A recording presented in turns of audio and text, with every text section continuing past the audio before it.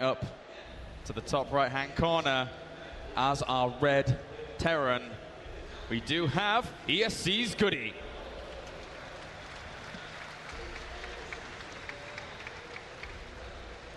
And down in the bottom left, up 1-0 with some very solid Protoss play. It is ESC's Daisy. Now, okay, so the way in which siege tanks are very, very strong on this map against Protoss is that once it's 2-base to 2-base situation, again, this is something that we see a lot from MTW Supernova. He will end up moving down to the third location of here for Protoss, then start sieging up these locations here, not only to be able to provide himself a great base to then pressure at the second, but also even mix in medevacs with that, then start dropping on these high grounds, and then start sieging up the infrastructure of the Protoss, and it can be very, very difficult to deal with, not because of the positioning of the siege tanks, but because you end up seeing bunker walls go down between that second and third, making it so difficult to break with charge lots that are, again, so adamantly produced against some kind of mech play. So if GoOdy wants to stick to that kind of style that we see Supernova do against Protoss here on this map, then that could work out very, very well for him. But again, as we said before, he's got to feel very uncomfortable after being shut down so easily in game number 1. Well, it looks like we don't really see any gas out of GoOdy right now. GoOdy looks like he is going to be going for the standard 1 barracks expand. This is a map where barracks aggression works really nicely. It's kind of a I guess I would call it like a wide map along the diagonal, meaning that there's a lot of counterattacks, a lot of drops that can go on, a lot of cool expanding. But in terms of just walking over to your opponent's base to kill him, it's a pretty short distance. So early 6 racks pressure from just Marines, early 3 racks Marauder with stim aggression, early 3 racks Marauder with concussor shell aggression. All great, all completely possible on this map.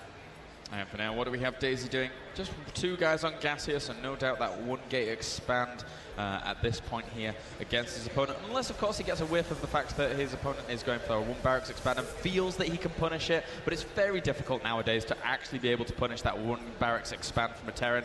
All the Terrans in the world have been able to just sit back, macro up, and be able to... Oh, dear me. Great play by GoOdy. This punishes a Protoss that didn't build that initial zealot. Yeah, that's really, really bad here for Daisy. He's getting that Stalker out as quickly as he can do. And even so, he actually forced him to spend a Chrono Boost on that Stalker, which he may not have wanted to initially. So that's a little bit less probes. That's a little bit less quicker warp gate tech here. So for GoOdy at this point, that's a really nice win. One thing that's quite fortunate about this position, though, is that you know your opponent cannot be doing pressure that early. I mean, these 2 barracks are quite a bit delayed. This bunker has to be going down quite early, and as a Protoss player, you can just get 1 Stalker and then double expand. Looks like Daisy's getting 2 Stalkers, also totally great. Getting 2 Stalkers and then double expanding. What can the Terran player really do about it? There's almost nothing. Yeah, that's expansion ends up going down. During the midst of that, Daisy did throw down that second gas just to be able to get that second gas geyser, as well as all 6 probes on those gas geysers going, and just to be able to provide himself a little bit of tech. Doesn't want the opportunity cost wasted of the fact that his Nexus was blocked, and thus his resources would have been piling up a little bit there. So now throwing down that robo facility, potentially a little bit earlier than would have occurred earlier, but again, you know, GoOdy with that block, with the fact that he's going to be able to set himself up a second bunker here as well, he's going to be okay against any kind of aggression that Daisy will be able to put on at this point. GoOdy's starting to do a little bit of the move out, just now finishing up those 2 geysers. A little bit late, but that's due to the fact that he got that engineering bay up early and then went, wait a minute, am I being attacked soon? Better get double bunker. All gets in the way of getting that gas. So Daisy, rather than going for the double expand, also going for a great play, getting robo facility before any additional gateways. I think, you know, GoOdy here has to be a little bit apprehensive as to what he's seen. He tries to send a scout over, does not see the Nexus yet. And there's, again, when you block an expansion like that as a Terran, and you delay it for so long and you realize your opponent has actually skipped that initial zealot, there's the potential that the Protoss can end up just saying, well, you know, to hell with it, I'll just go, you know, 4 warp gate and go for it from there. But no, Daisy just playing standard here, and a very, very quick robo bay. This could punish him if he's not getting that Viking count up quick enough. Yeah, I do like this play quite a bit from our Protoss player, Daisy. Again, GoOdy looks a lot like he's going to be going for some sort of early ground aggression. I also like this a lot I anticipate it'll be GoOdy's discretion of how to split his units that's going to help him pull ahead. Most players do want to do a direct assault with Marine Medevac, even taking out these destructible rocks. Daisy, by going for this very, very fast Colossus play, is super low on sentries. Look at that. One sentry, almost none right there. It looks like we do have one Colossus getting chronoed out and really go for range right now as well. Yep, that will be should be started in just a little bit Wow. here. There we go. As he will be able to poke away at the front of these bunkers with those Colossus. Not too hard to be able to deal with there. But again, the starport is on the way here for GoOdy. So a nicely timed little build here for GoOdy. Very important to have that out before the, well, I mean, as the Colossus are moving out across the map here. And, you know, it sometimes is the case that you can have just 2 Vikings and slowly pick it away from them because you do have the architectural advantage of the high ground of the of your main base here. But other than that, you know, GoOdy, if he's not able to respond in time, could take a little bit of damage regardless. GoOdy looks like he's just setting himself up again for that standard push. Double medevac will be ever so slightly delayed, but everything is in order in GoOdy's base. He's going to have +1 combat shield, stim, concussive shell. The question for GoOdy now is, how does he step into the next phase of the game? Bomber and other Terran players throw down command centers already, or they throw down those extra barracks. I think before any of that happens, I really hope that he actually goes for this 2 medevac push out into the middle of the map and then makes his presence felt at the front of his opponent's base, because that is going to force the Colossus to reveal themselves, and once the Colossus reveal themselves at the front of his opponent's natural, he has a lot more time to be able to really, really deal, you know, get that Viking production going. And here we go. GoOdy going to poke out here. I really hope he goes the full way and doesn't just say, you know, goes to the middle of the map and tries to scare his opponent for some reason. Yeah, GoOdy, gosh, getting these 2 barracks a little bit late. This is the concern that a lot of Terrans have been having. How do I get those barracks up early? Well, just look to Bomber. He's amazing at getting that ridiculously early 6-5 barracks style up. Now, also command center going down. GoOdy's going to be taking the long way around, just so that way he wastes maximum force fields. There's the scan. He's going to see all those Colossus. Daisy is looking good. Oh, he saw one. Oh, but he sees now the edge of the other second and third, I think. So he actually pushes in. Oh, but the force fields are able to cut that bio so quickly. I don't think he saw the last 2 Colossus actually pushing in here. Rips apart all of that bio at the front, and the bio has to retreat for GoOdy at the back. Daisy, once he finishes this extra Colossus, can actually just go for the 2-base timing push. He even has the pylon set up. Daisy smells blood in the water. He is instantly going to go into high gear.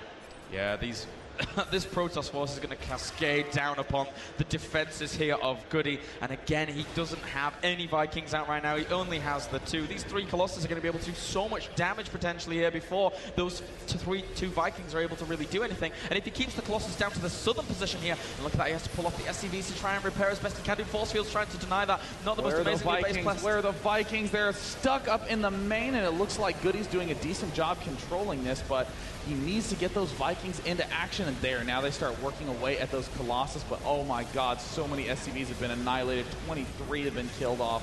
Oh dear me, he's just going to reinforce with so many Stalkers here, trying to focus down those Vikings. He knows if he kills those, these 4 Colossus are going to be able to absolutely break GoOdy here. So many workers killed off, 28 workers. Right now, 45 probes to the 31 SCVs here, and Daisy with just phenomenal firepower marching into the natural of GoOdy.